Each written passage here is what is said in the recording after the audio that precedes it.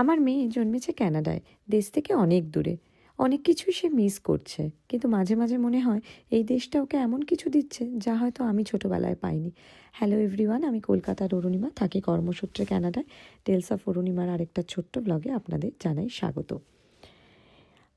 এই দেশে আদিরা পেয়েছে নিরাপদ পরিবেশ আর বিশুদ্ধ পরিবেশ, যেখানে সে নিজেকে খুঁজে পেতে পারে। আর রয়েছে প্রকৃতির সঙ্গে বন্ধুত্ব। গাছপালা, পশু পাখি সবাই তার বন্ধু।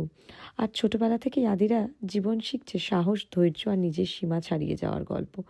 ছোট্ট আদিরার প্রতিটা চেষ্টা আমাদেরকে শেখায় ভয়কে কিভাবে জয় করতে হয়, নিজের শক্তিকে চিনতে হয়, আর কখনো হাল ছাড়তে হয় না।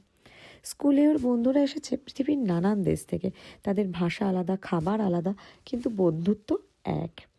সে পেয়েছে নতুন নতুন দেশের নতুন বন্ধু, নিরাপদ পরিবেশ। ছোট্ট আদিরার প্রত্যেকটা হাসি, প্রত্যেকটা চেষ্টা আমাদের জীবনের সবচেয়ে বড় উপহার। এই দেশ তাকে দিয়েছে সুযোগ, সাহস, আর আমি কৃতজ্ঞ প্রতিটা মুহূর্তের জন্য। হয়তো ওর শৈশবটা আমাদের ছোটবেলার মতো নয়, আমাদের থেকে অনেকটা আলাদা। তাই দেশ থেকে পেয়েছে ও শিকড়, আর কানাডা দিয়েছে ওকে ডানা। আমি চাই আদিরা এই দুটো নিয়েই বড় হোক। আপনাদের কি মনে হয়, শিকড় বেশি গুরুত্বপূর্ণ নাকি ডানা?